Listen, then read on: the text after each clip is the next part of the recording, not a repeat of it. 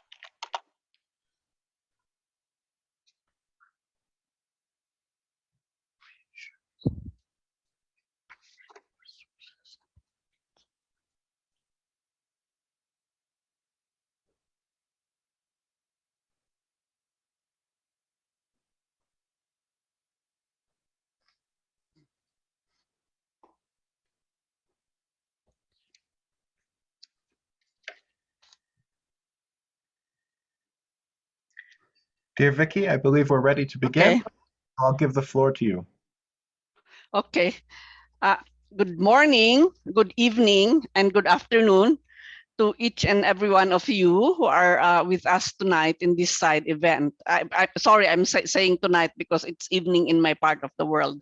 I'm Vicky Tauli Corpus.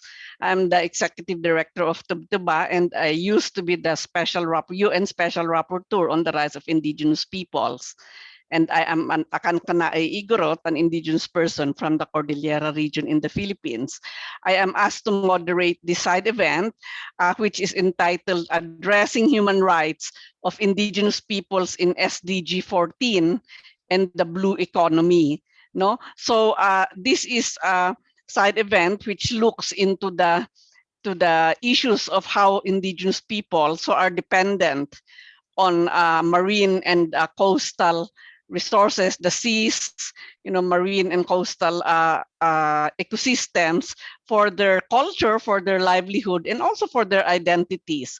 And SDG 14 is basically the SDG that is talking about life below water, and it is meant to conserve and sustainably use the oceans, seas, and marine resources for sustainable development.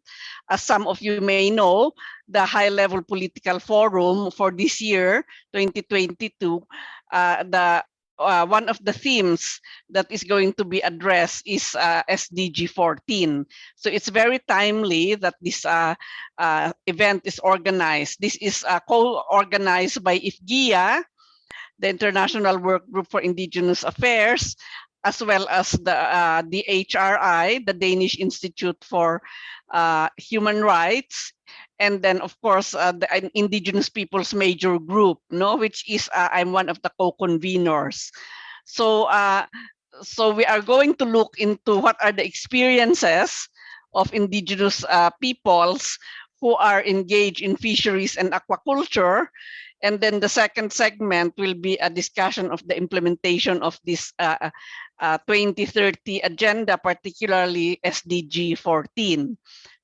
So we are, for the first part, we are going to hear from panelists, and I'm going to introduce to you these panelists now. I'll introduce everybody so that we will just smoothly go to the questions, because the first segment will be a question and answer part, and then the second segment will be more discussions, sharing of views. So this first part is going to be the people who will be speaking will be Robert Chamberlain, who is Quick Wasutinux Hakswamis First Nation from British Columbia. He is the chair of the First Nation Wild Salmon Alliance, and he served as the elected chief of the Quick sorry, I'll have to read this very well. Quikwasutinox Hakswamis, First Nation for 14 years, and as the Vice President of the Union of British Columbia Indian Chiefs for 9 years. He was the lead negotiator for the Broughton Fish Farm LOU with the province of British Columbia, where the United Nations Declaration on the Rights of Indigenous Peoples was implemented through shared decision making / consent for the first time in Canada's history. Also, Bob is going to be one of our first speakers. The next one is Dimitri Berezkovi. He is not yet in the Zoom, but he is. I hope he will be joining us soon. He is from the Russian Far East, and he is the managing director for the Arctic Consult. And he is the chief editor for Indigenous Russia. The next speaker is Nurgam, who is from Finland. She is a Sami, and she is an expert member of the UN Permanent Forum on Indigenous Issues and has been the chair of this forum for 3 years. She is a member of the Sami Parliament of Finland since 2000, and she is the chair of the Vekajarga fishery, and she has been working on reconciliation issues and now works as the head of the Sami Council's Human Rights Unit. And then the next speaker is Wilmien Wilkom, who is from South Africa, and she is an attorney of the Legal Resources Center. She is an attorney and co-lead of the land program of the LRC. Her practice has specialized in issues of African customary law and community governance systems, in particular as it relates to community rights to natural resources such as land, fishing, and other extractives. She has published on law and complex systems and customary law, the right to development and free prior informed consent in the African context, and the rights of women living under customary systems. And finally, the other speaker will be Ken Paul, who is also from Canada, from the Wolastoqey Nation, and he is the FAO PSUI and member of Wolastoqey Nation in Canada. He has been working on Indigenous fisheries portfolio with the FAO Indigenous Peoples Unit, centered around highlighting practices and priorities for Indigenous peoples for the 2022 and the International Year of Artisanal Fisheries and Aquaculture. Ken has worked previously for the Indigenous Peoples Post in the post-2020 framework of the Convention on Biological Diversity and the FAO workshops leading to the 2021 UN Food System Summit, and was the National Director of Fisheries for the Assembly of First Nations in Canada. So we have very interesting speakers tonight, and I will start with the first segment wherein I'm going to ask questions and the colleagues will respond to this, no? So basically it will be the ones who will be responding will be Chief Robert Chamberlain, Dimitri, if he's around, Nurgam, and Wilmien Wilkom. So the question is, the first question is, what are the key messages for human rights issues faced by Indigenous peoples engaged in fisheries and aquaculture in your region? So can I please ask Chief Robert to respond to the question? Good morning, everyone, and or good afternoon, good evening, wherever you may be. Thank you for having me be a part of this today. When I think of fisheries for First Nations in British Columbia, Canada, of course, my mind turns immediately to wild salmon.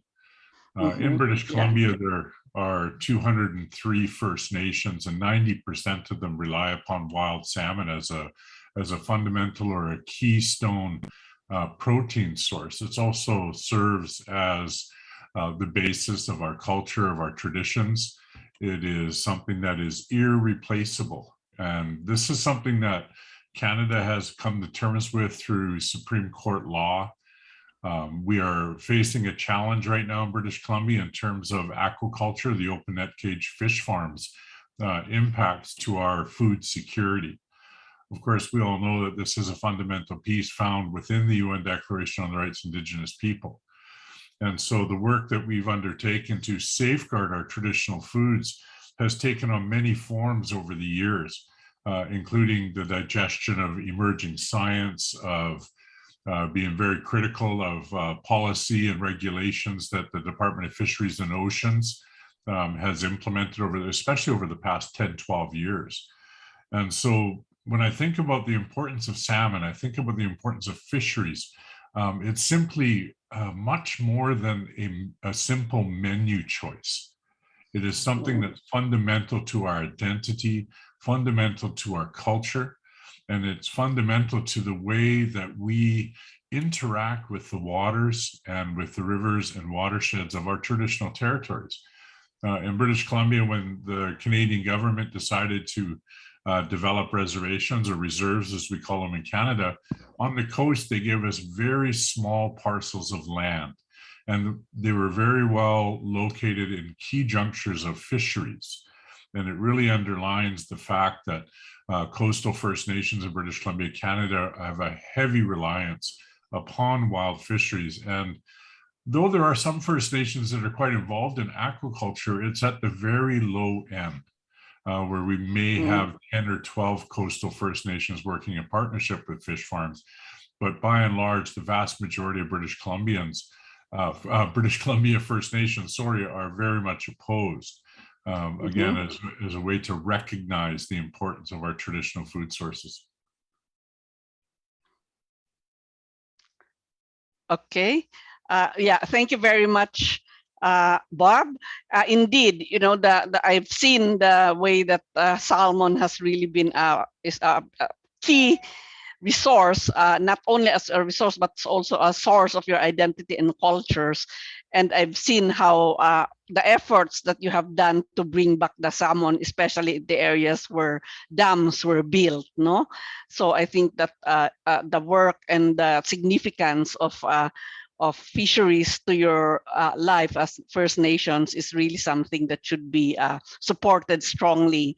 Now I would like to move to Anna. Anna, can you also share your experience in this the challenges that you have faced as well? Thank you, Kiihtu, Vicky. Werre idit, puhkaida. Good morning, everybody, and greetings from New York. Midst of the session, sorry, I'm going to try and share the PowerPoint presentation, and I hope that you are able to see that. Vicky, could you not? Yes, I can.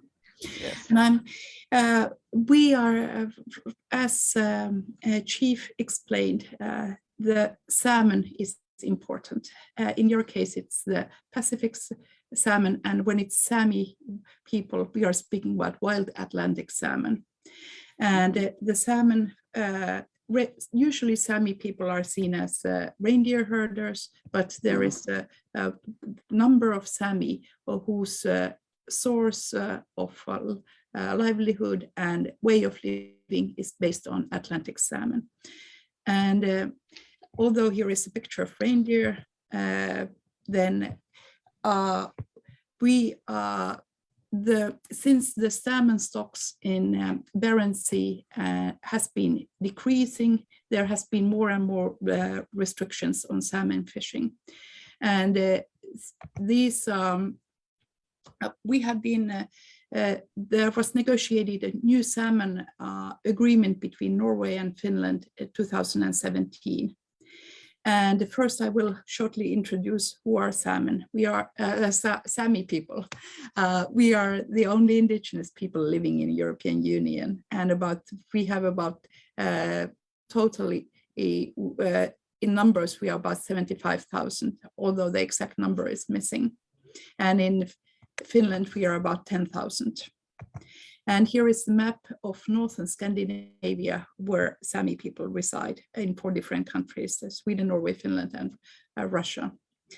And we have the Sami, we have a good recognition in the different constitutions. There is a different level of recognition. In Finland, we are recognized as indigenous people and have the right to maintain and develop our own language and culture. And in Norway, Sami are recognized as population, and the most thorough recognition is in Sweden, where Sami people are recognized as people, not as indigenous people and not as a population, but as people. And then how the Nordic states have enacted to implement the Sami rights. There are separate acts just on the administrative side of the Sami and on Sami parliaments, and then also on Sami language acts, and in reindeer herding acts solely about Sami, Norway and Sweden.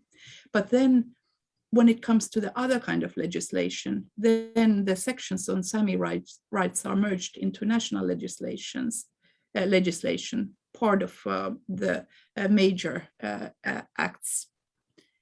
And usually the clauses in these acts, the mining acts, environmental acts, and so on, they guarantee the right of free, prior, and informed consent in various acts. And as I said, the traditional livelihoods, reindeer herding and salmon, and the livelihoods are extremely important to support the Sami languages.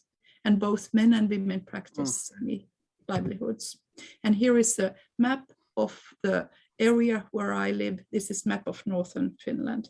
And how our area differs from Norway and Sweden. Our homeland is recognized in the Constitution of Finland. So we have special usufruct rights at our homeland, given priority to Sami people. And then, as I mentioned, 2017, there was came new agreement on salmon, Atlantic salmon, regulating the fishing between on our homeland river between Norway and Finland. And that also at the same time in Finland, Finland drafted new fishing act, which restricted our fishing. And in this new fishing act, 2015, Sami fishing rights were criminalized. And so what it meant is that we had to buy, there was a quota of fishing licenses for 12 hours for each day of the summer. And we have to compete with tourists of these fishing licenses. And before that, we were able to fish freely whenever we wanted, according to the weather, according to our traditions. And so we decided that we have to do something. And cheapest, easiest way was a strategic litigation through criminal system. So what we did, we went to fish to our home river, took pictures, turned ourselves to the police. And when police questioned us, we said that we won't admit that we have broken law, committed a crime, but we admitted breaking law. So because we had a constitutional right to fish, so we did that. And so because we didn't want to pay the fine, we were taken to the court. And this illegal fishing happened in 2017 and 2019, where we were in the court, and we were 5 of us. So we were thinking, if we lose in the Supreme Court, we have all of us go to the different international treaty bodies or courts. So we made a media plan. We had an international legal team backing us, and then choice of advocate, the best criminal lawyer in Finland, who didn't have any knowledge on indigenous law, but he got the education. And so that we were accused of having of game offense.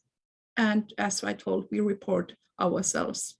And we were fishing by lures and rods in my home river, and then the other one fishing with net on the next river.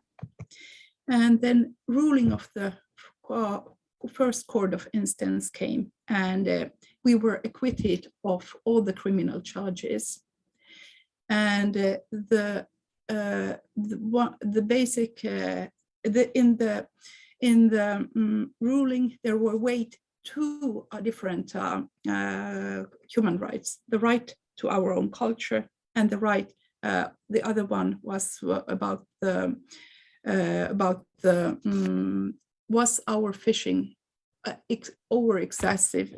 Was there need to protect the nature, protect the salmon, and our right to practice our own culture was stronger than the right to protect salmon, protect nature. So then we used the Constitution of Finland, and also then this judgment was a school book judgment about indigenous rights. Also the declaration was used, and several articles of the declaration was used as the basis argumentation for the ruling. And one extremely important acknowledgement was that fishing is a collective part of the Sami culture.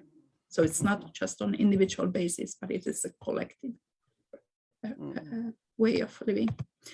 And then what happened was that then in Finland it is possible to bypass the second court of instance. So the national or state prosecutor asked our permission to bypass to the Supreme Court, and we gave the permission because this is a precedent. The cases were in the nature of a precedent. And the reason was to guide the future application of the law. And so that was Supreme Court granted certiorari in 2019. And then about a month ago, or maybe 4 weeks ago, we got now the ruling of the Supreme Court. And it was a question whether 4 of us fishing in my home river had committed a game offense. And the Supreme Court decided that the separate fishing permit required for salmon migration areas under the Fishing Act, when this was 2017, gave rise to such a severe restrictions to local Sami that the application of the provision would be in evident conflict with their constitutionally protected rights. So that our right to culture prevailed also in the Supreme Court. And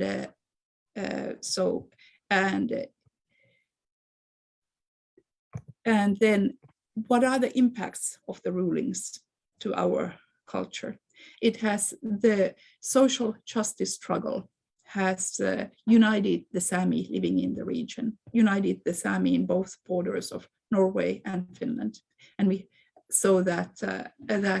it has been a tremendous. It has brought the people in our community and together to fight for us. And there are similar kind of cases. It has effect on them. And then what was, because for the past maybe 10, 15 years, the legislation in Finland has restricted Sami use of nature, environment, our lands, territories. So this gave rise, hope for the Sami. And then application of law. Now in Finland, now more than 30 laws enacted on Sami livelihoods and environmental law in the Sami home rule region has to be implemented to follow the constitutional clause on Sami rights. So we are now, the Sami Parliament of Finland is starting discussions with the government of Finland how to enact or how to implement this Supreme Court. And that's a task of the Sami Parliament next step forward. Okay. So thank you. Thank you very much, Anne. A very interesting case indeed. And I think many people who are facing similar challenges can learn a lot of lessons from what you have done. No, and now for time's sake, I would like to move on to Wilmien to share again, also the experience in South Africa. Thank you very much, and good afternoon, everyone. I'm going to speak about one very specific community, the Ndebele community, but they're very much representative of indigenous communities who survive off fishing along the long coastline of South Africa. So the Ndebele community is an indigenous community living to the north of KwaZulu-Natal in South Africa, so close to the Mozambican border. I should say that the term indigenous peoples is very contentious and complicated in South Africa, and for that reason, perhaps not often used. UNDRIP, for example, is very rarely used in our courts, which is something that we're trying to a gap that we're trying to fill, I should say. But for that reason, I think one of the key issues for indigenous fishing groups in South Africa is that certainly the state does not see them as part of an international community of indigenous fishers, and that does affect their treatment. So the Ndebele community, they lived on the ancestral lands for hundreds of years. From about 1895, they started being systematically and forcibly removed in order to create what we today know as the Isimangaliso Wetland Park, which is in fact also a UNESCO World Heritage Site. And of course, through this, they were dispossessed of their lands, but also access to resources such as fishing, forestry, and other resources. And so, in fact, in a case very similar to the one that Anna was just relating about the Sami people, we took a case in a different part of South Africa on behalf of indigenous fishers, also a criminal case. It took 8 years to reach the Supreme Court of Appeal, where we then finally, in 2018, had constitutional recognition of indigenous fishing rights in South Africa. But it's very much in terms of the constitutional framework and not international law as seen in South Africa. Unfortunately, this legal recognition has done very little for fishers on the ground. And I'm speaking specifically about Ndebele here because that community has seen some extraordinary suffering at the hands of the authorities, despite the fact that they are now legally entitled to fish. The problem with them, as with so many communities in South Africa, is that their ancestral fishing grounds are now marine protected areas. And these are law is enforced within these areas by rangers that work for local conservation agencies. And conservation is very much militarized in South Africa. And so fishers legally practicing their indigenous rights are often mistaken for poachers, rhino poachers, and shot and killed on the spot. One family in Ndebele lost 2 sons over the last 18 months in these kinds of events. And they go unnoticed by the state, and no uproar, no outrage about what is happening. And these are extreme examples, but there's daily harassment of indigenous fishers who live off, fishes is by far the biggest source of protein for many of these communities. So those are critical issues. We have many marine protected areas in South Africa, and it's probably one of the most serious issues facing fishing communities in South Africa. I'll stop there. Thanks. Yeah, thank you very much, Wilmien. Indeed, the report that you have shared with us is very concerning because for a while we thought that the ones who are in the conservation areas, which are forests, are the ones subjected to that kind of treatment. But it's really very concerning that even those in marine protected areas. Now we have, as you may have known, when I was a rapporteur, I did a report on indigenous peoples and how their rights are impacted by conservation sites, whether these are marine or forest sites. And that report that you shared with us is really a new element that we have to take into account.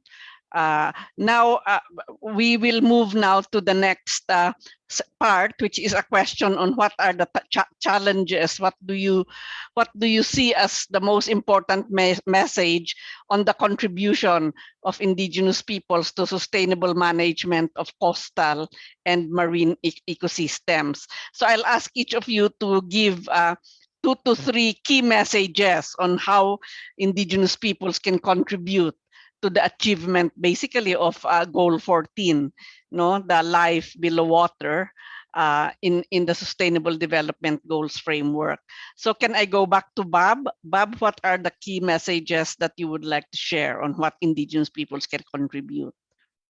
Well, I think what we have is proper management of our environments, our waters, our watersheds, and all the species since time immemorial. And what we're faced with now is government that has different priorities and different obligations from their own mechanisms, rather than looking to ensure that the human rights of the indigenous people, especially in Canada, are not respected and not implemented. Anne's excellent presentation about court. I mean, we've had Aboriginal rights in the constitution of our country since the early 1980s. So just, 4 decades ago. But we've had endless court cases across the whole range of topics in terms of what the rights of our people actually are. And so we have watched what I call, first, the government will deny that we have any rights. They will delay any kind of a response. And then they'll distract with meaningless process, which does not lead to any kind of fundamental and meaningful change for the indigenous peoples of this country.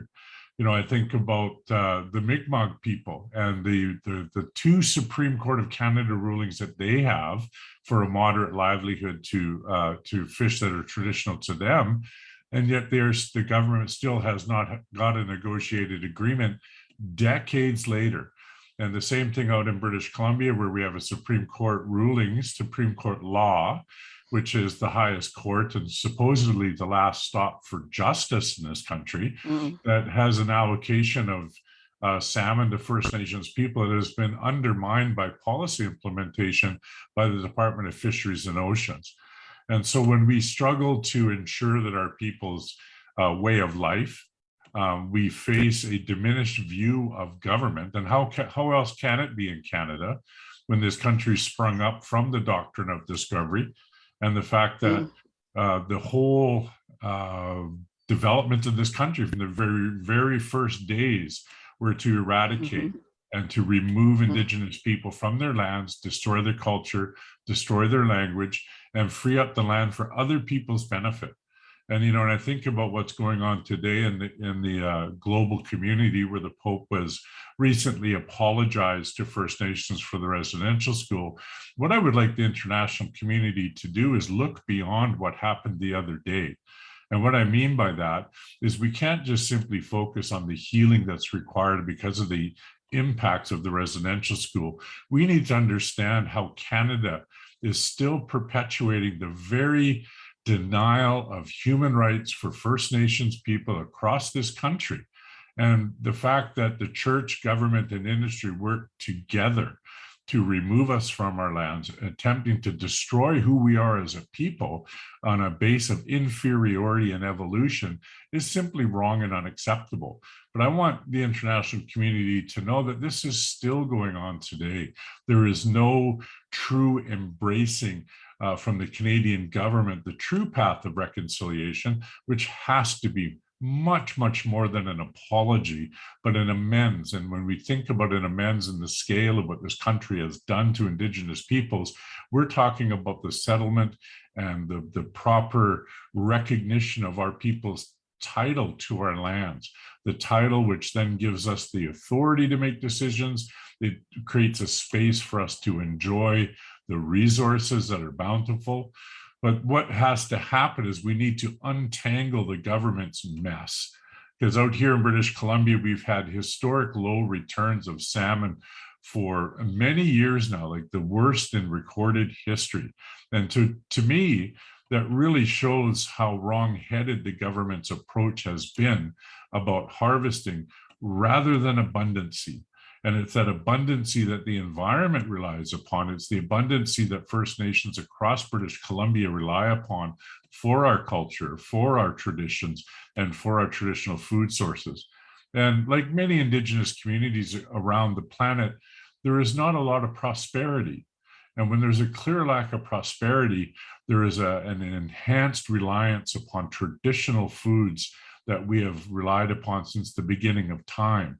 And so when the government's policies and regulations and so on put our food security at risk, it really does strike at the most vulnerable people in this country.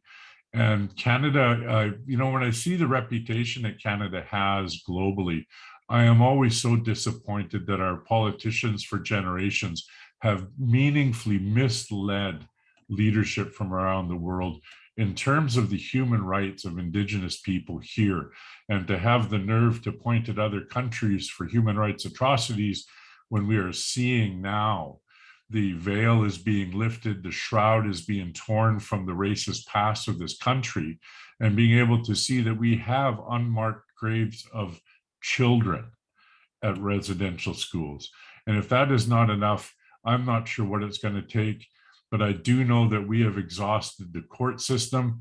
And this is one of the reasons I'm so grateful to have been able to be a part of implementing the United Nations Declaration on the Rights of Indigenous People in Canada with a reasoned and a transition plan for an industry to be removed from our people's waters to safeguard our traditional foods. It is something that has taken a long time and a lot of political advocacy to arrive at. But what we have now is a clearer path where our salmon can get out to the ocean, mature, and come back and meet the needs of our people. So what I think we need to do is move beyond the lip service of government that talks about ecosystem-based management and realize that that's what First Nations people have been doing since time immemorial. And we have to move the purview of government to embrace what it is that we understand about our lands. Okay. So thank you. Thank you very much, Bob. Very clear, no? That Indigenous peoples have been the ones who have been conserving and protecting the marine ecosystems, and governments have to learn, and the dominant society have to learn from Indigenous peoples. Now I'll ask Wilmian to say a few words as well on what she thinks are the key messages that you can give for respecting the rights of Indigenous peoples to their marine resources and ecosystems. So just two things, and one, building on what you just said about it's learning from Indigenous peoples. I think if we want a people-centered, rights-based blue economy, if we're serious about it, we have to acknowledge that's a monumental paradigm shift. That's not just about ticking different boxes. We need to change the way fisheries authorities work. We need to change the skills they have, because you do not simply suddenly learn how to engage with local communities. You need to be taught those soft skills, and those don't exist. I think it's part of why there's so much conflict still, certainly in South Africa, because that's just not happening. That's the one. The second is that we must stop segregating, certainly in South Africa, the different rights of Indigenous peoples as if these are different things: fishing, land, culture, and each governed by a different authority.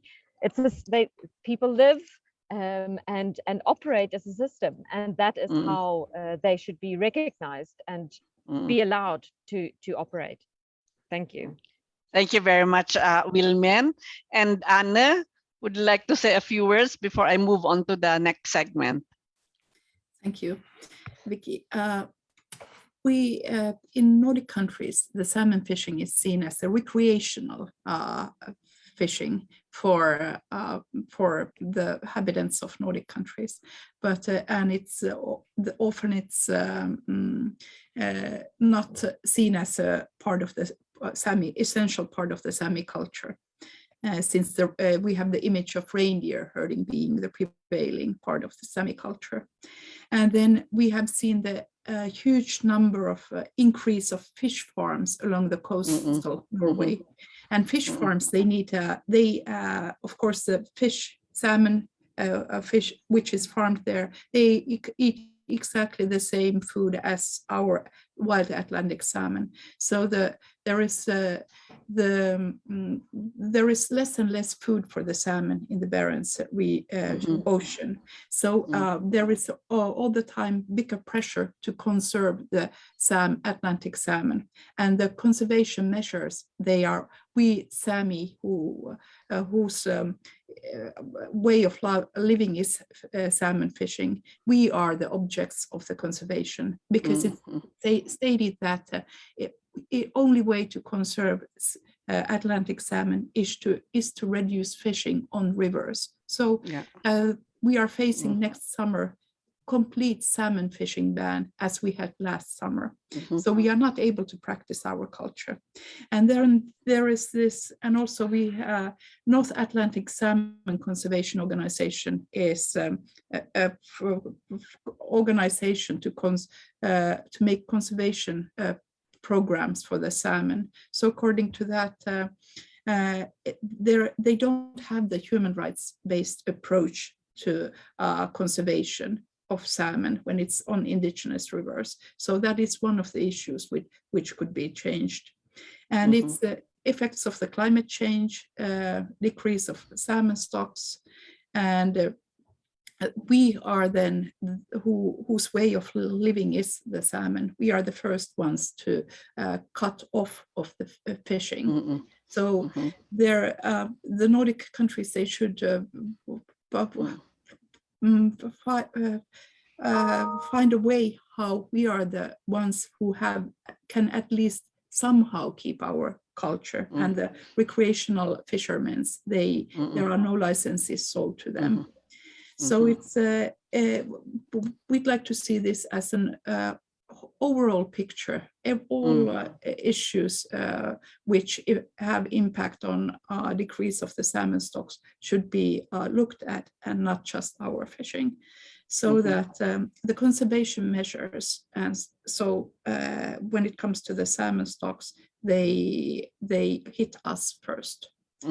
And the attitude of this recreational fishing for all should be removed. And then, of course, the climate change. That's also what we would like to see is the rights-based approach to prevention of climate change. Thank you. Thank you very much, Anna, and thank you for connecting this to the climate change issue. There's no doubt that climate change in itself is causing a lot of problems. The acidification of the oceans, as well as the pollution, the increasing pollution. No, and if we look at the SDG 14, one of its targets is to really to reduce marine pollution. This is the 14.1 goal, and then another target is to provide access to a small-scale artisanal fishers for marine resources and markets. No, and I think that it's very discriminatory for the governments to give priority to recreational fishers when this is just for leisure. It's the same thing in conservation areas, where they give the lands to the big Saudi rich people to go and hunt in the conservation areas, and then they arrest the small scale and the traditional, protectors of the forest, who are the indigenous peoples. So thank you all for very substantive contributions to this first part. Now we move to the second segment, which is basically to ask some of you to address the issue of in the context of the implementation of the 2030 agenda, in this particular case, the agenda on life below water, what concrete activities can the permanent forum consider for increasing attention to help address the human rights of indigenous issues, human rights issues of indigenous peoples engaged in fisheries and aquaculture? And for this segment, I would like to ask Ken to speak, because Ken is from the FAO, and definitely FAO takes part in the permanent forum. But you don't have to speak about the permanent forum. You can also talk about the FAO. So Ken, you have the floor. Okay. Sagli kapuin nuin naga nuji awal istuki nagutjuk. So yes, my name is Ken Paul. I am working with the Indigenous Peoples Unit of the FAO on Indigenous fisheries. The primary focus of my work is working on the International Year of Artisanal Fisheries and Aquaculture. And where we start with that is we look at the Global Action Plan. Within the plan itself, it actually is not very favorable to Indigenous fisheries. In some cases, Indigenous peoples are listed under stakeholders along a long list of people within the artisanal fisheries aspect of this. In other cases, Indigenous peoples are left out completely. What it does, another thing that is unfortunately missing is a reference to the UN Declaration on the Rights of Indigenous Peoples and the UN Permanent Forum. And they list a bunch of mechanism tools that they'll be using to implement the action plan, but these are two very important pieces that are actually missing. What a lot of people really need to try to learn, and this is right within the UN Declaration on the Rights of Indigenous Peoples, is that Indigenous peoples are not stakeholders. Indigenous peoples are rights holders. As a birthright coming from the land, we have inherent rights, which are similar to human rights, but even goes further beyond that, because there's this whole concept of self-determination and self-governance and being in control of what is going on. When Indigenous peoples are practicing fishing practices, it's not just about the act of fishing, it's also having some kind of authority or some kind of involvement at a higher level about what happens to habitat. If you don't have habitat, you don't have fish. And fish is also not just a food security issue, it's a food sovereignty issue. Indigenous peoples, as the rights holders to their inherent rights in their territories, must be recognized to have that right to have culturally appropriate food that is part of the traditional practices and the traditional meals and traditional protein for their peoples. This concept is not really understood, I don't think, really well internationally. The IPBES report, a lot of people will talk about that, where 5% of the population of the world is Indigenous, but yet in those territories where Indigenous peoples control these territories, that's 85% of the world's biodiversity. And the post-2020 framework will make reference to that, but it's something that I don't know if people really understand and are going to empower Indigenous communities. I will make one more reference to Indigenous knowledge or traditional knowledge, and this is outlined again within the United Nations Declaration on the Rights of Indigenous Peoples. Indigenous knowledge or traditional knowledge is starting to show up in a lot of these international accords. It's also shown up in state legislation in Canada, for example. There is a bill. There are laws that are passed about the UN Declaration. The concept of free, prior, and informed consent of Indigenous peoples is something that is very, very contentious, because that talks about the self-empowerment of Indigenous peoples. But with respect to Indigenous knowledge, what people don't understand is that there is an entire value system embedded with Indigenous knowledge, which comes from the Indigenous peoples, which comes from the language, traditional practices. And it's not just information that you can take and plug into a scientific study. There's a whole methodology, and in fact, it's a knowledge system. And we should recognize it as an Indigenous knowledge system so that we can understand it's a whole methodology, a way of learning. And in some cases, it'll be better than a Western science approach. In other cases, it'll be lacking. But regardless, the power and control should stay with the Indigenous communities. There is a lot of problems with respect to intellectual property rights of Indigenous knowledge because it is communal information that's passed down through generations. There is no real mechanism nationally and within nation states or internationally that I'm aware of that actually will protect that. I know WIPO is looking at trying to do this, but I don't think they've actually quite reached that yet. So that has to be considered as well, because the terms traditional knowledge and Indigenous knowledge, like that was never something that was invented by Indigenous peoples. It was a way of external people to describe them. So one of the things that the Impermanent Forum can help with us in this is try to get the people that they're influencing to understand that the UN Declaration of the Rights of Indigenous Peoples is the core foundation, that access to fisheries is something that is an inherent right, not just to be considered as a stakeholder. Indigenous fisheries will expand far beyond the artisanal or the small scale as well. There's opportunities to do that, to be able to participate in the world economies, and that the protection for Indigenous knowledge or traditional knowledge systems is of the utmost importance to contributing to the body of science, so that we can hopefully slow down and reverse some of the negative impacts of climate change. So these are Thank you. Thank you very much, Ken. And I'll move now to Anne. Anne, because you are the member of the Permanent Forum, can you share your views on what can the Permanent Forum do, to concretely address these issues that have been raised in this panel?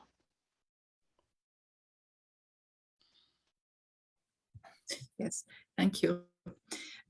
Now we are having the session of the Permanent Forum, and we are considering issues to our report. And as you know, according our mandate, we have possibility to issue recommendations to different UN agencies and programs. And so far, we have had quite many recommendations, and we also have had recommendation proposals, and we are also have had discussion on next summer's theme of high-level forum. And as Vicky mentioned, the SDG 14 is the theme. So at the moment, our tools are limited to the recommendations in our report, and then the follow-up during the year. Follow-up online meetings, how the recommendations are implemented, and then basis on that we can more can be developed. But so that at this point, since we are still discussing the report, and when it comes to the recommendations in our report, we have to have consensus. So I'm not able to how do you say, to tell what we are internally speaking, which recommendations. Sorry. Yeah. No, that's understood, Anna. I know how it works in the Permanent Forum, so I understand what are the limitations that you have as of now. But I think that from this side event, we can already gather some key recommendations that will be that we can promote to the push for the Permanent Forum, as well as to the high-level political forum of the SDGs, on the SDGs. And basically, from what I have heard so far, it's really to respect the rights of Indigenous peoples, of course, their lands and their territories, which includes their marine ecosystems and coastal ecosystems, and to stop, the discriminatory laws that and policies that are being put in place that disadvantages and that discriminates against Indigenous fisheries. One of the big issues that came up, that's why I mentioned the subsidy issue a while ago, is that because of globalization, there are more privileges given to the big fishing corporations. I remember there was a case in Sweden where the Sami were also complaining because they were required to produce a quota, of fish that they produce for them to be able to be allowed to continue to fish. So there's a huge quota, and only the big fisher trawlers can do that. So that's totally discriminatory, and a case was filed against that as well. So those kinds of discriminatory and racist policies regarding that undermine the rights and the control of Indigenous peoples over their marine ecosystems as well as their marine resources should really be studied and dealt and removed and be removed. No, so we have a few minutes left for questions. I have seen a question from the chat box, no, about what are the protocols that Indigenous peoples are using, to manage, their fisheries and their, of course, their marine, their access and control over their marine resources, which usually cut across boundaries. No, it's true. No, many of our Anu can speak to this. The river that she is speaking about is not just in Finland; it cuts across. No, so what? Are there any kind of protocols that also address these transboundary issues as far as marine ecosystems and resources are concerned? So would anybody want to address that?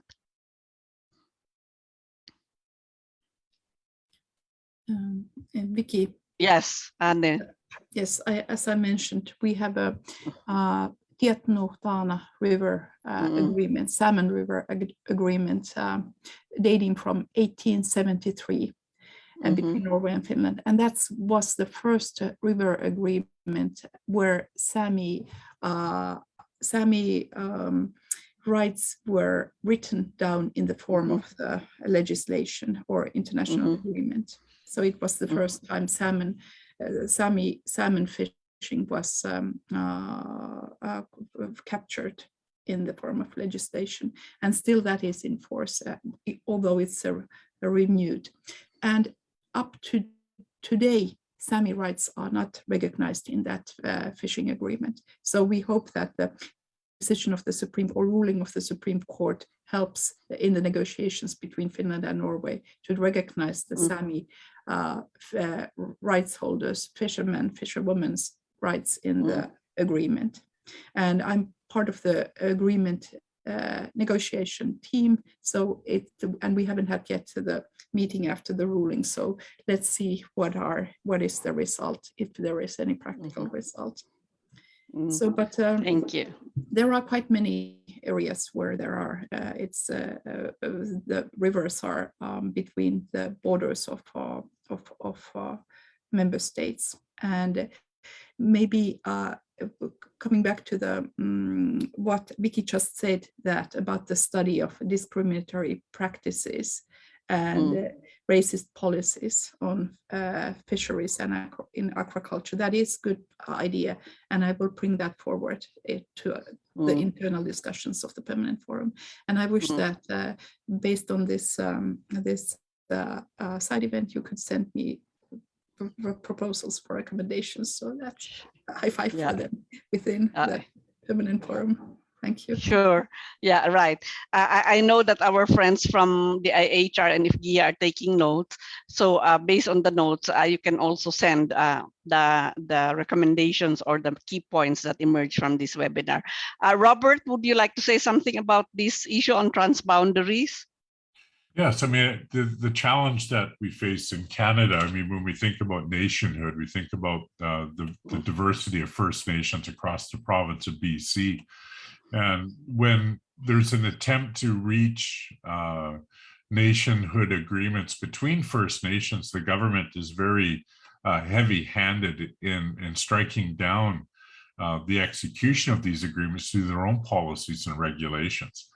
And so what we have is it's that really, you can either view it as extremely high level or foundational, whichever view you choose, of the government's continued oppression of our people. You know, when Canada embraces the UN Declaration on the rights of Indigenous people, and they commit to implement it, I hate to say it, but they forget to say "just kidding," because they don't. It doesn't appear that they truly mean it. It's more of another deny, delay, and distract approach to unwrapping the problem that Canada has in terms of fulsome recognition of the human rights of the First Nations people across this country. In terms of how do we work internationally, again, it's another area, like when I think about the Pacific Salmon Treaty effort between Canada and Washington State and Alaska, you have the Washington State tribes sitting as equal to the Washington state government and Alaska, but Canada will never entertain allowing First Nations of BC to have that same space, that same authority to represent the needs of their people. And it is just another quick and clear example how the government maintains a heavy hand over the realization of the fulsome recognition of Indigenous people's rights in Canada.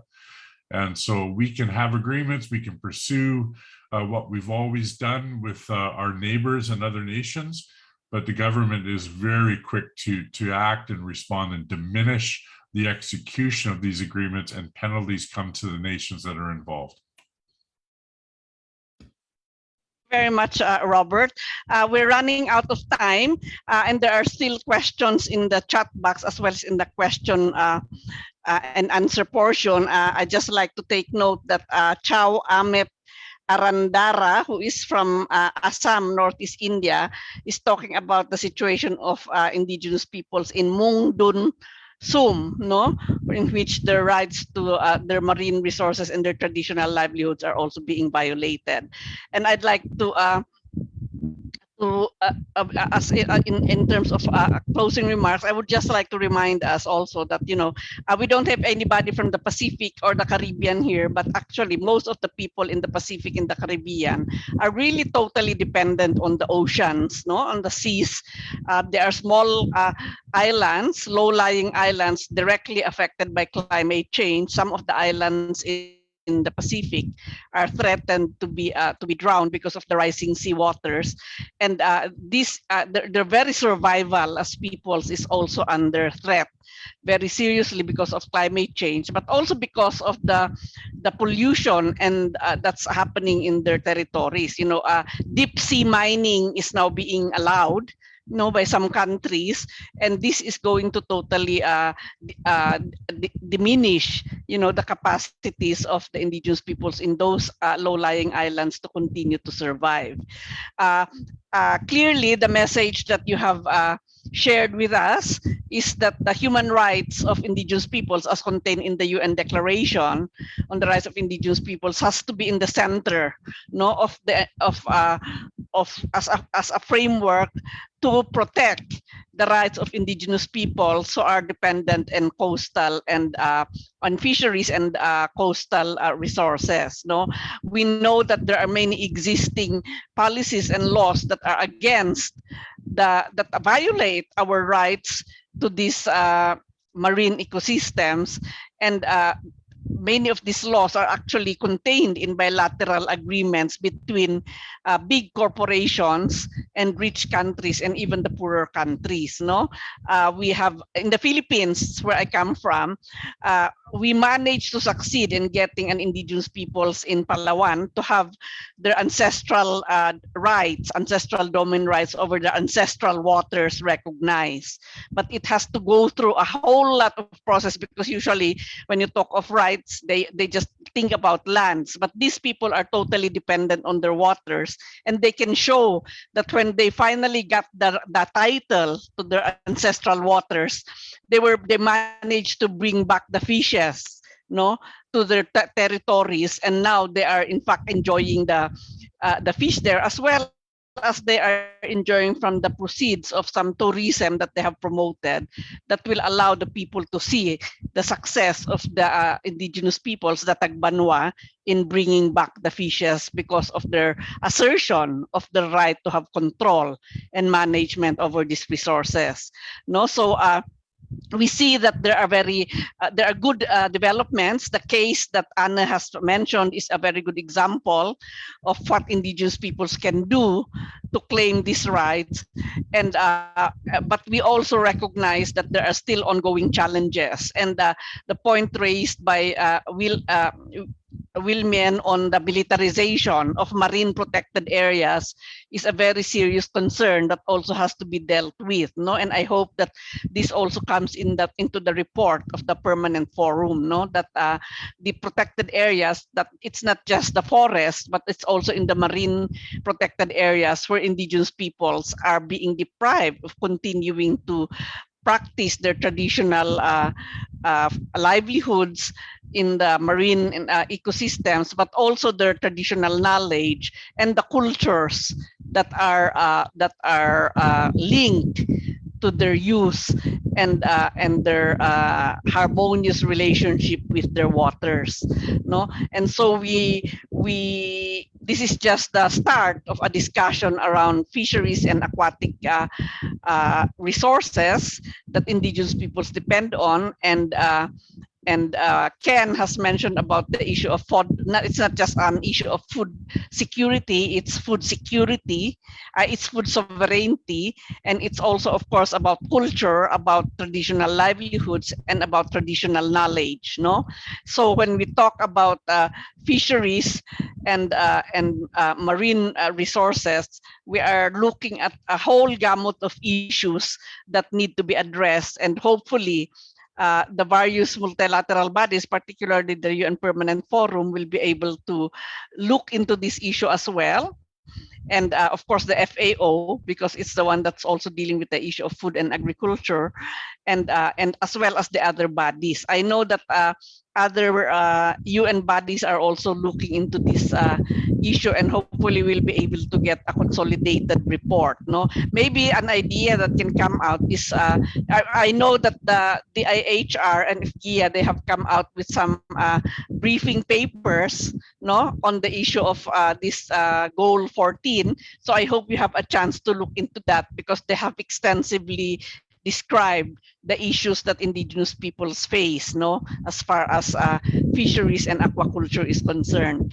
So with that, I would like to thank again FGIA and the Danish Institute for Human Rights for co-organizing this event, and for bringing you all together to speak about this very important issue, which somehow has not been very visible. I'd like to thank all the panelists who have spoken, and Nurgam, Ken from FAO, Robert, Wilmian, and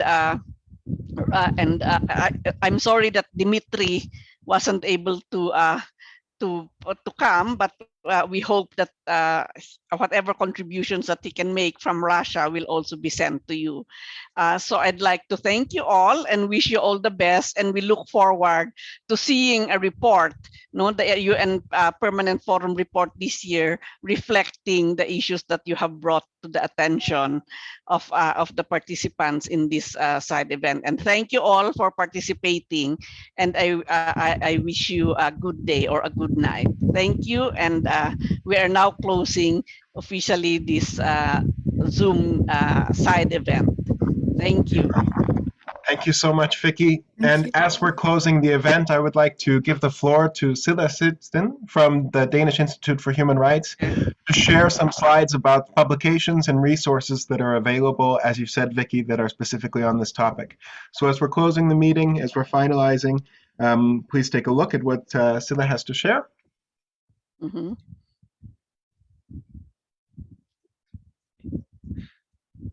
Okay. Okay.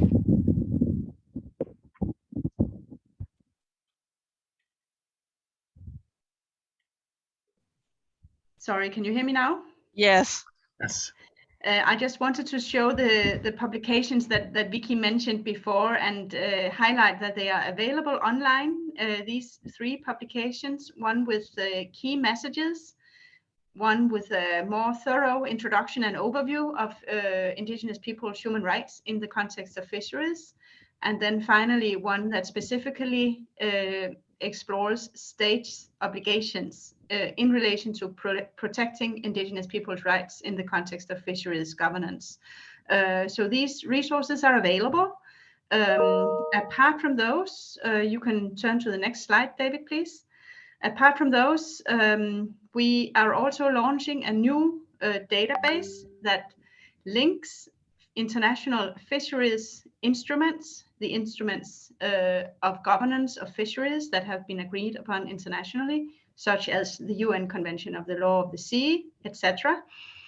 The database links the provisions of these instruments with provisions of human rights instruments. That is, you can explore the database to see how the UN DRIP is linked to specific provisions in the fisheries governance instruments. And it is our hope that this can serve as a resource for all of you who work actively to promote the rights of Indigenous peoples, also in the context of fisheries and fisheries governance. Yeah, we just wanted to share these tools and resources at the very closing of this event. And from the DIHR's side, I want also to thank all of you for really interesting discussions and sharing here. And thanks a lot, Vicky, for your excellent moderating and wrapping up of our event. So thank you to our co-organizers, IFGIA, Indigenous Peoples Major Group, FAO. This has been a very fruitful event, and we look forward to the next opportunities for cooperation. Thank you. Yeah, thank you. Okay, bye-bye.